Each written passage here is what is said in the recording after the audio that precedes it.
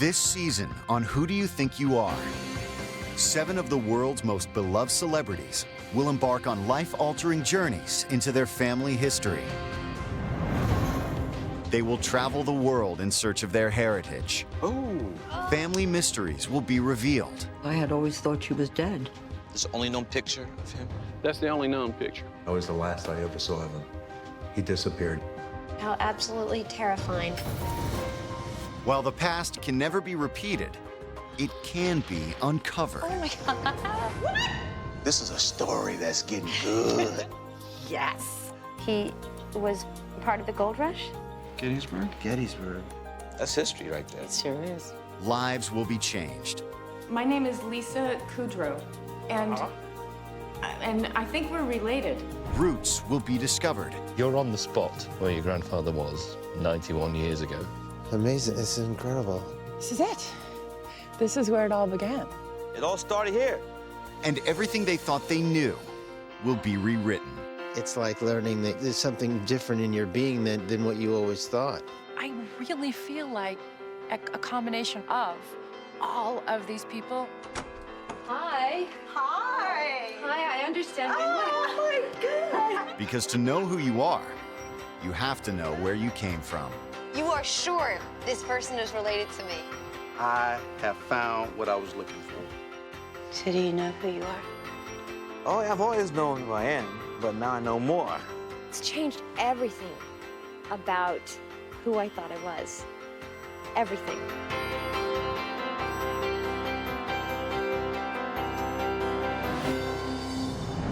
Tonight, Unbelievable. actor Sarah Jessica Parker explores her family's past We were clinging for some kind of identity our entire lives. and discovers an incredible American history. Oh my God! I can't get him out of my mind. They're saying that they killed her. I just want to go on record as saying I find this really actually physically upsetting.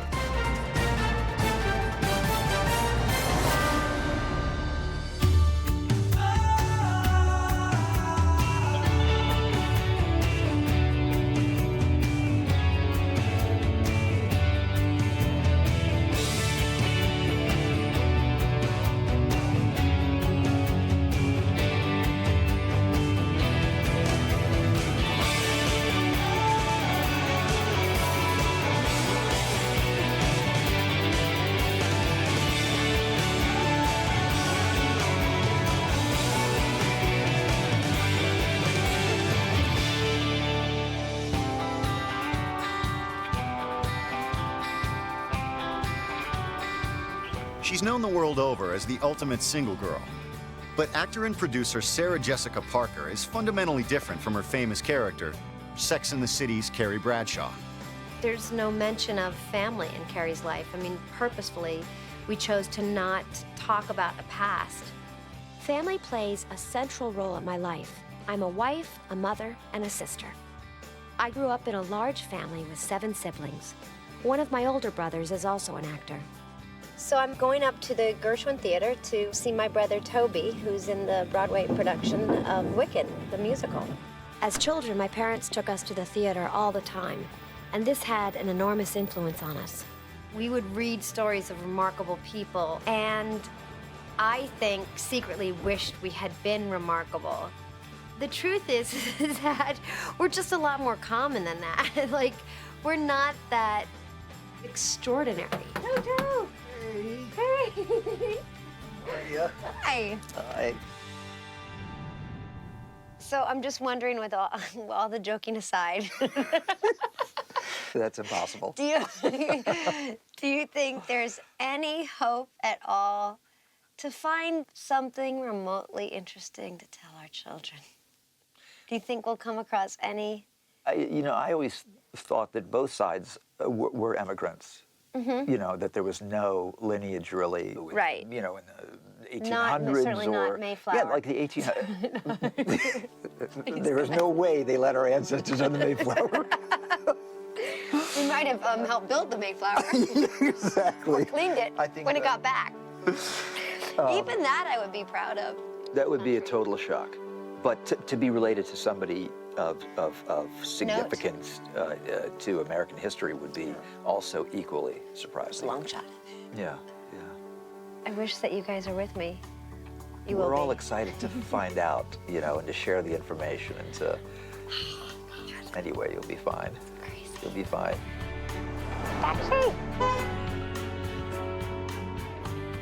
Going to see my mother now in New Jersey. Seeing as I know nothing, or I know tiny fragments about her past ancestry, it seems the best place to start is with her. I know my father's Stephen's side is Eastern European Jewish, but there are a lot of questions about my mother's ancestry. I want this for her. I think even more than for me. My mother's done so much for all of us raising our family, so this is an opportunity for me to do something special for her. It's the one thing that I can give her. It's the one thing I can teach her. I mean, I'll come back hopefully from this trip with information that I can impart that I think will be intensely meaningful to her. Mommy? Sarah? Hello?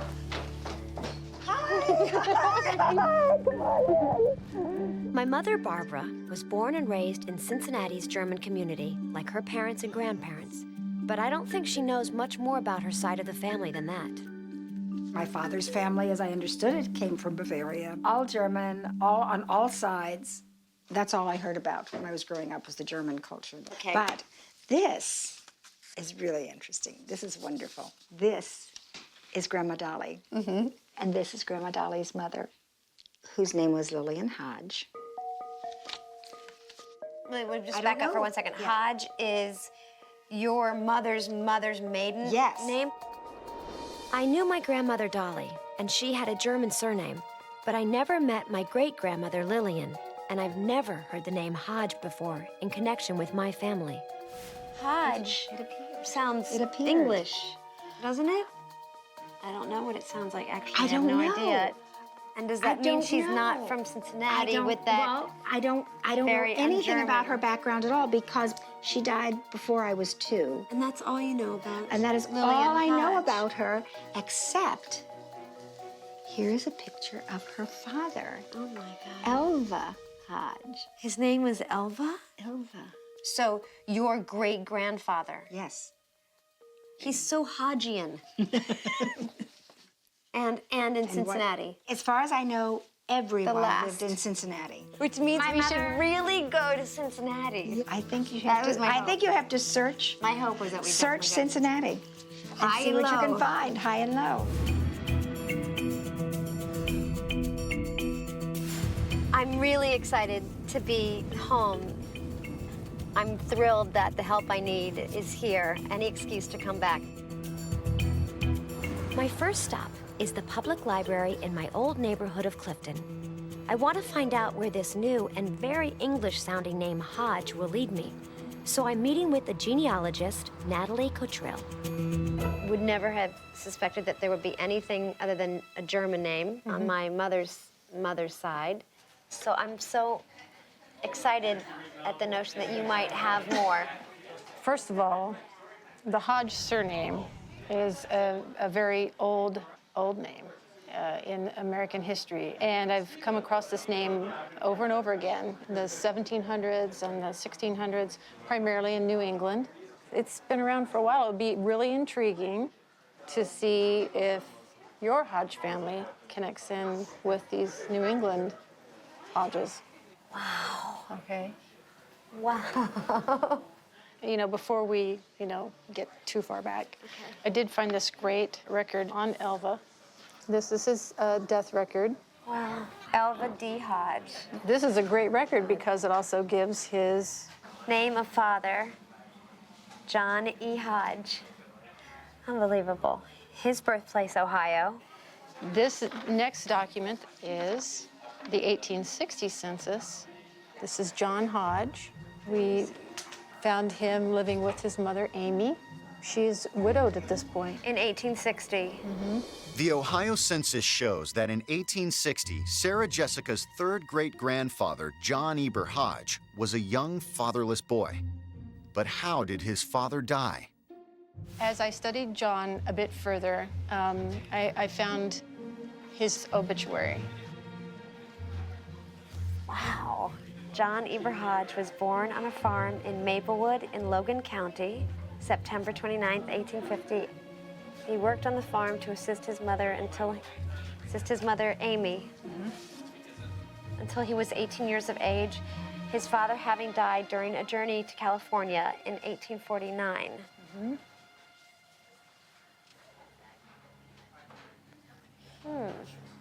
He was part of the gold rush? Very well could have been. Why else might someone have been going to California from Ohio in 1849? That was usually the reason. I wish my mom was here. I've asked Natalie to pull the California census information from ancestry.com to see if John Eber Hodge's father, John S. Hodge, ever made it to California. Hodge!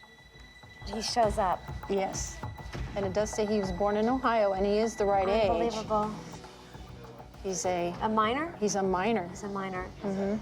This is 1850. Didn't he pass away? Wait.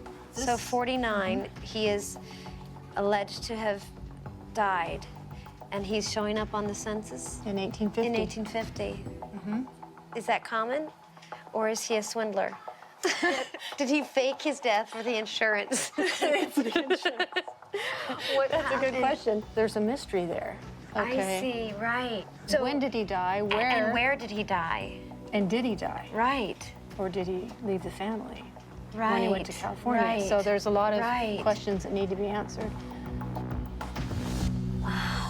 Sarah Jessica Parker started her journey by meeting with her mother, only to find out she didn't know much more about her family tree, further than a couple of generations back. My father's family came from Bavaria. That's all I heard about when I was growing up was the German culture.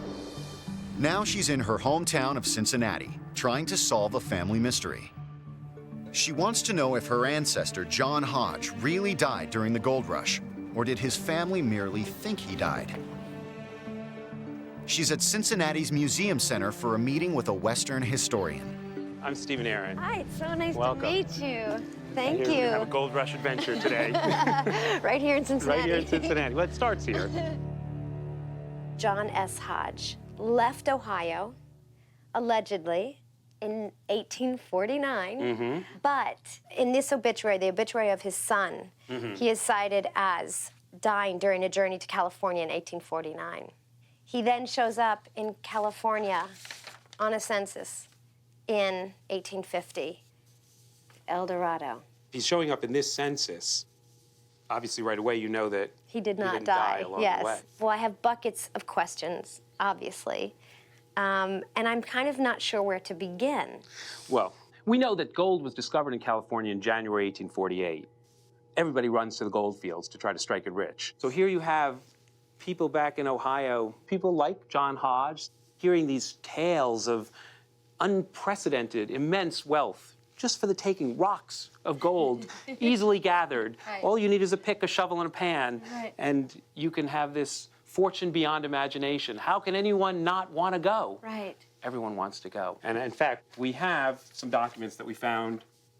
Just start reading here. You see the I want date. me to try February Yeah. 14th of 1850, article of agreement made and entered into that a partnership was formed on the above date for the purpose of migrating to California in search of gold. The company consists of Right. the following members: Jacob Singer, Abraham Mays, John Gish, Joseph Hill, and John S. Hodge. You find hundreds of documents like these. What's remarkable is that they found the one that had That is your ancestor's name on it. Unbelievable. And there's his signature on the article of agreement. According to this contract, my ancestor John Hodge and his partners had to invest $200 each in the company. A lot of money in those days, but nothing compared to the gold they hoped to find in California. I know from the obit that John and Amy's son John Eber was born on September 29th. So that means Amy would have been about 2 months pregnant when her husband decided to head west. He's thinking, I'm going to go to California because there's riches beyond imagination to be Right. had there. And I'm leaving my family behind. And maybe, we don't know, given the timing here, does he know that he's leaving a pregnant wife behind who's on her own? John Hodge was only 24 when he left Ohio in a covered wagon on a 2,300-mile trek. It was an extremely dangerous journey. As many as 10 people died for every mile traveled along the route. More than 4 months after leaving his family, John Hodge crossed the Sierra Nevada mountains into California. So we see that Hill, Hodge, and Gish from this list certainly make it to California. Yesterday, when I saw 1849, I thought, oh, drats, you know, I'm a relative of a dreamer. I'm a relative of a fool, or I'm a relative of I would say you're the relative of an archetypal American in that way. Your family was so deeply entwined in this sort of central saga, which arguably, other than the Civil War, is the most important event in 19th century America. Hodge presumably is there. The question is, what does he find? You know, whether it's dream or delusion remains to be seen. So I guess what I need to do now is... I think where you have to go, I think you have another journey ahead of you. Because I think your next stop is lovely El Dorado, California. Oh my God. And we think that's where he is, and I think that's the place where you've got to go in order to find out how John S. Hodge fares on his search for fame and fortune. John Hodge's last known location was El Dorado County, in the foothills of the Sierra Nevada mountains, 45 miles east of Sacramento.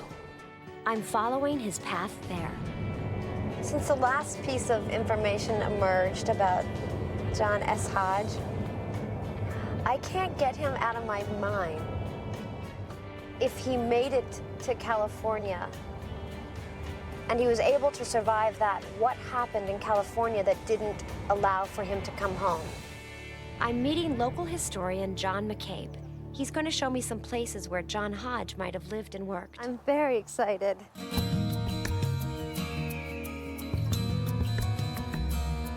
We're on Pleasant Valley Road right now, the early road coming from the Oregon-California Trail. John would have come down here. Wow. You look up in the hill and see these little piles of gravel, piles of quartz? Yeah. That's what they mined. Oh, wow. This whole area. Yeah, right there. When John Hodge reached gold country in the autumn of 1850, more than 100,000 prospectors from all over the world were already mining the hills and old creek beds. Setting up camp in a tent town, John became a miner. This is where they've mined all through here. All those rocks? And down to this bedrock. Wow, and you look can see at that. the tailings right up close. I just cannot believe that this is part of that, you know, that it's still here, that no one's moved it. Yeah. And here's what John was looking for. This is what everybody came to California for. This is amazing. It's heavy. You know. Substantial feeling. I understand. And it seems like a lark, and then you hold it. The first time he uncovered a crevice that had this gold in it. Oh my God, he must have. You know, this is what I came to California for, you know. I do have some information here that might help answer your question about what happened to John. Okay. And sure. Read that. Thank you. I give you your gold. I'm trustworthy, but thank you. Sort of terrified of reading it.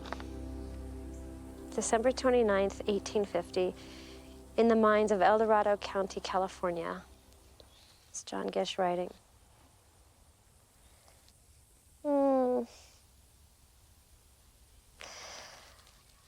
I wrote a letter to your father about the death of Joseph Hill and John Hodge. They hath lay sick nearly 6 weeks, and I attended on them.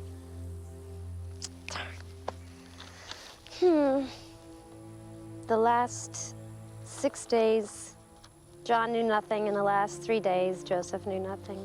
I had such a job before I was up day and night with them until I was utterly done out and was taken sick the next day after they were buried.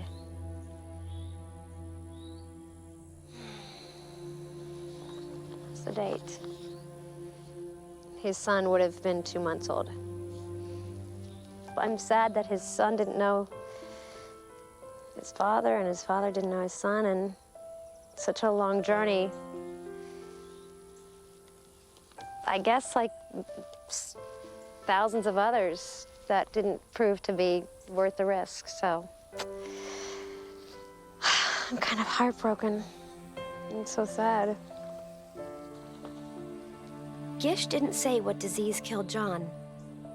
It's tragic to think his letter would take months to reach Ohio, so Amy probably wouldn't have learned of her husband's death until early 1851. He died a minor, yeah. So he gets to go to his unmarked grave. It's part of history. So thank you. Thank you very much. No problem. It's extraordinary to think that one of my relatives was part of such a major event in American history. Now I'm heading to New England, because if the Colonial Hodges are related to me, then I'm dying to know what other events my family might have been part of. Sarah Jessica Parker's search for her mother's ancestors has taken her from Cincinnati, Ohio, to gold country in California. It'll be really intriguing to see if your Hodge family connects in with these New England Hodges. Now that she knows the Hodge name has roots in New England, she's come to Boston to look for more clues. She's already discovered that her fourth great-grandfather, John Hodge, died in the gold rush in 1850. Her next step is to meet with New England genealogist Josh Taylor. I come here wondering if, in fact, Hodge is a New England colonial name, if there really is a connection, and what it means to you as an expert in New England family history and ancestry. It means a lot to us. Hodge is a big New England name. Okay. And we actually have, this is the estate of John S. Hodge, who you mentioned. Yes. And his father is actually Eber Hodge. His name was Eber Hodge. Yes. And Eber Hodge was actually from Connecticut, probably born just after the Revolution ends. Wow. So he would be, the first generation born as an American. Really? And his mother was Abigail Elwell. Abigail Elwell. Yes. Now, Elwell is another big New England name. Just like Hodge, when the genealogist told you that they could go back with Hodge, Elwell is the same way. Okay. And Abigail Elwell, her parents, her father at least, was Jabez Elwell. J-A-B-E-Z. Jabez? I know. How that name wasn't carried to this century is beyond me. We don't know. What a wonderful name. Jabez is the son of Samuel Elwell. Okay. Okay? And then Samuel Elwell is the son of Samuel Elwell, who was born in Massachusetts and came down to Connecticut. This is crazy. Okay? And then Samuel's Elwell father was, can you guess this one? Samuel? It was Samuel Elwell, exactly. So there were three Samuels in a row? 3 Samuels in a row. Yeah. And now what year are we in? We are back to about 1630. Oh my God! Okay. So my family has more than a colonial connection. We've got roots running at least 5 generations deep in New England, down the Hodge and Elwell lines, all the way to the first Samuel Elwell, born in New England in 1635, just 15 years after the Mayflower. And Josh has even more information about my family.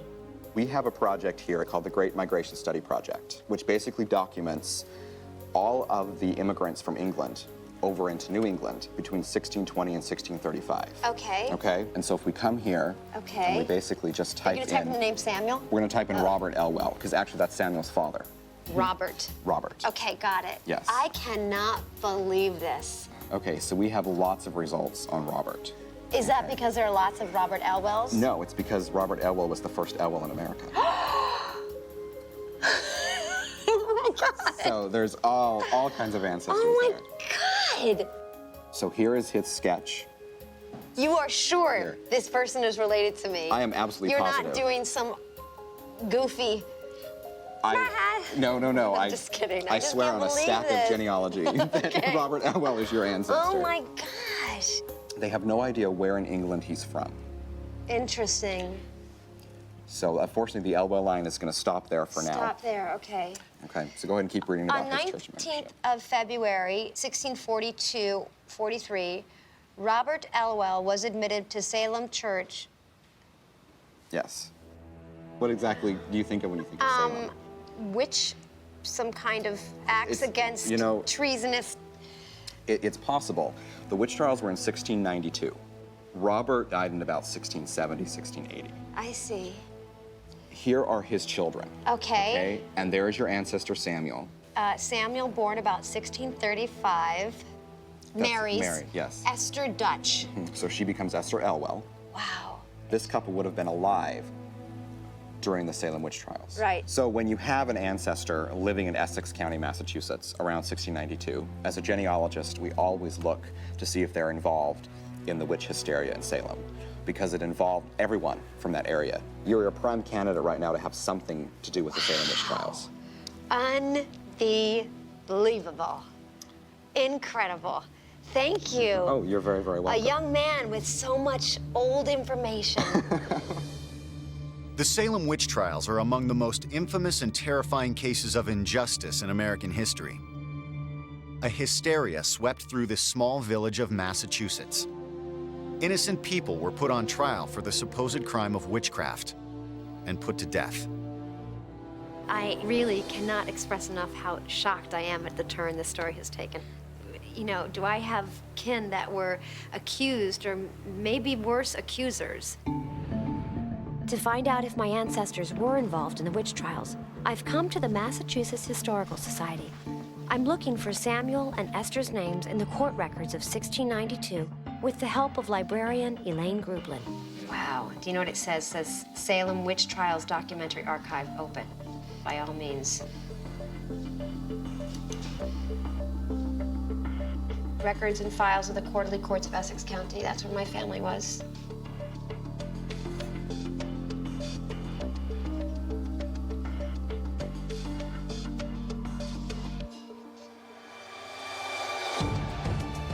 Esther Elwell was Samuel's wife. So her name is right here. There's 3 names here: Esther Elwell, Abigail Rowe, and Rebecca Dyke. When it says warrant, what does that mean? They filed this, or it was filed against them? That I don't know, but I could print out this document for you. Great. Oh my gosh, how absolutely terrifying and incredible. Esther. Sarah Jessica Parker has crisscrossed the country from New York to California and back to the East Coast. You are sure this person is related to me? She's discovered connections to distant relatives dating back to the gold rush. This is crazy! Now the journey through her family tree has led her to Boston and the archives of the Massachusetts Historical Society in search of her 10th great-grandmother, Esther Elwell. She's requested a document that links Esther to the Salem witch trials. Sarah Jessica is waiting to find out if her ancestor was accused of being a witch, or if she accused innocent people of witchcraft. The little I know about this period in time was really about just kind of crazy superstition and hearsay and all that kind of small-minded, the worst of us, like the worst of us. Honestly, I really hope she's an accused and not an accuser. And if we were involved in the way that is the least likable, the most objectionable, I would really want to, you know, somehow, and this is of course ridiculous, fix it.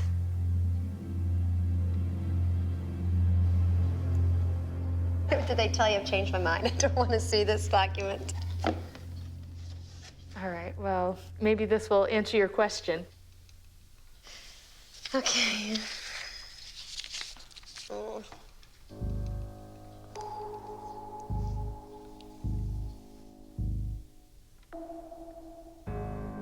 Oh, God.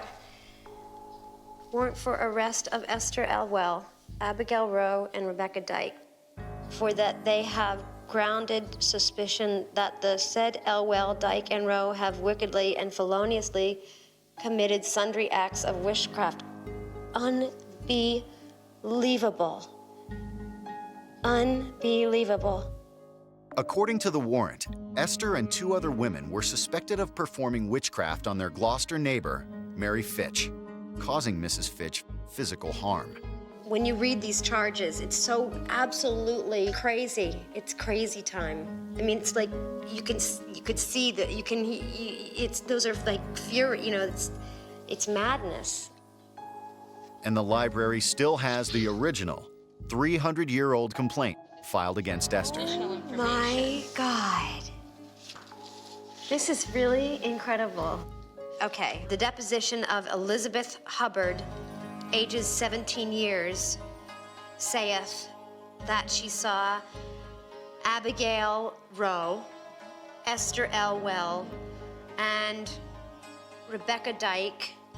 Is that something that is relevant? 3 in their likeness. Wow.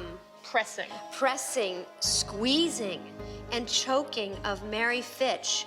And that night, the said Fitch girl died. No. Wow. Died. They're saying that they killed, the other one doesn't say it as explicitly, that they killed her. I can't imagine the courage it would take to be accused, what it was like to have everybody around you and pointing at you. It seems very unreal, and this is real. And it's my people, it's my, and it's just, oh my God, it's crazy. I'm kind of feeling really worried actually now, because I realize she might not have lived. She might have been hung, and now I'm so, honestly, I'm so worried. I'm like kind of nauseous. You can't believe that charges like this would have any weight. I just want to go on record as saying I find this really actually physically upsetting. It's really horrible, so, so.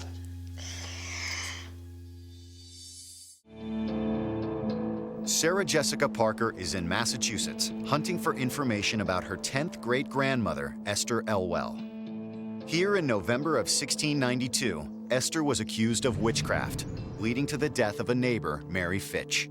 She's meeting a historian near Salem who has information about Esther's case. So now I have discovered that she was accused. She was accused, yes, indeed. And of course, I'm terribly concerned about her fate. Okay, one of the things that's interesting about this is that it does show us how witchcraft becomes what you might today call the default explanation when there's a mysterious happening. You see, what happened in this case was that Mary Fitch fell ill, and it was a very mysterious illness. No one could figure out what it was. And so Betty Hubbard was called in. She said, I see the specters of these 3 women pressing Mary Fitch, and then Mary Fitch dies. She's not actually seeing these people. She's seeing the specters of these 3 women. She's not seeing the actual women. She's saying, I imagined this is how... Yes, I'm seeing these specters. And so they accuse the 3 women of being involved in her death. 17-year-old Betty Hubbard was one of many young girls who said she saw visions of witches doing the devil's work. And the Court of Oyer and Terminer, a special court created just for the witch trials, admitted her visions as valid evidence. How would Esther have defended herself when it seems the cards are so stacked, the deck is so stacked? It was very stacked against you in 1692. And the outcome seems so kind of preordained to me. Right. And everybody who was tried by the Court of Oyer and Terminer was convicted. In one way or another, was convicted. In the months before Esther was accused, the court convicted 20 people. Every single one of them was executed. I guess I thought that you could still get off, that there were a lot of survivors. I just don't know. I don't see what good could have come of how she got out of it. Well, she was lucky, I can tell you. She was very lucky. And she's lucky because of the date on the deposition. Wait a minute. So up here it says November 8th. It's the 8th of November, right. The Court of Oyer and Terminer that convicted everybody was dissolved on the 22nd of October. So this came after. So it never went to court? It never went to court. Oh my God. Oh my God.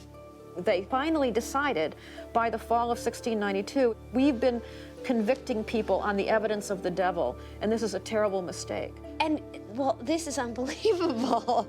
What a bit of good luck. I mean, that's really like, some crazy, incredible good fortune. In fact, this is the last formal accusation. This is the end of the Salem witchcraft crisis, this accusation against Esther Elwell. November 8th now changes the course of my family's history. It certainly does. Thank you so much. Good. Mary Beth told me that the records show Esther not only survived the witch trials, but she lived to be 82 years old. What an unbelievable story. A very ugly time in a beautiful place. My relief is somewhat dampened by guilt because I know she was such an exception. Who knows what would have happened to our family had the witch hunt continued? This has been such a moving experience for me. I want to pay my respects to those who were not as fortunate as Esther. I'm visiting their memorial in Salem before I return home. There are people connected to every marking, and there were generations who lost out because of this. This has changed the lens that I see these times through completely. It becomes personal.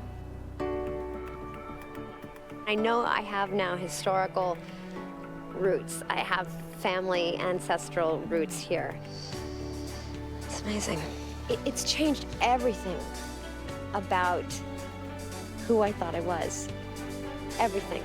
I mean, it's completely flipped it upside down and turned it inside out. Now that I have learned so much about my family's history, there is only one more thing that I have to do.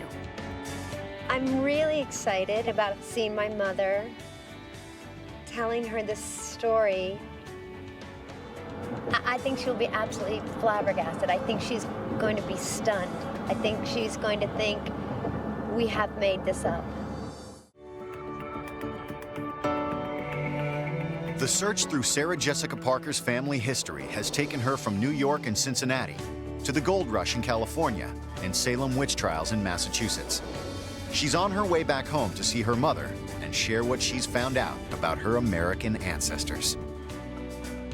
I went into this thinking that I'm not connected to anything historical. That was the feeling, like there's no real link to the past, and there's strong links to historical times, and I was terribly wrong. Thrillingly. Mommy? Hello?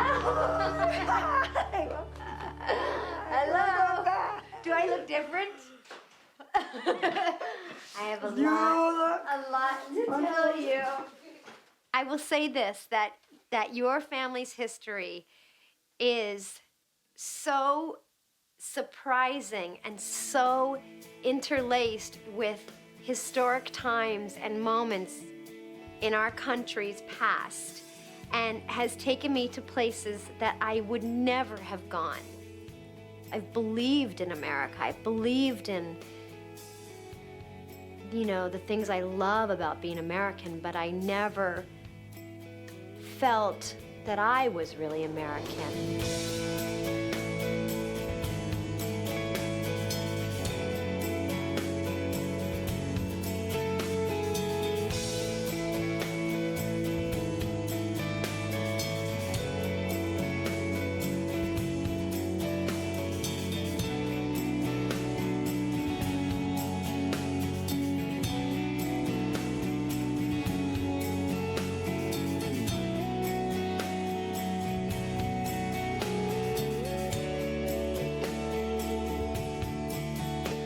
I still cannot believe the connection. That is your surprising and very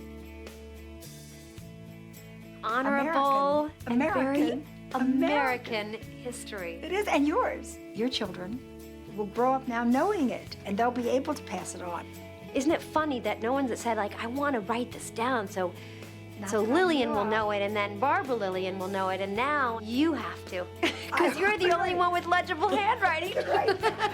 What I've learned is I have real stock in this country and real roots, and I have belonging.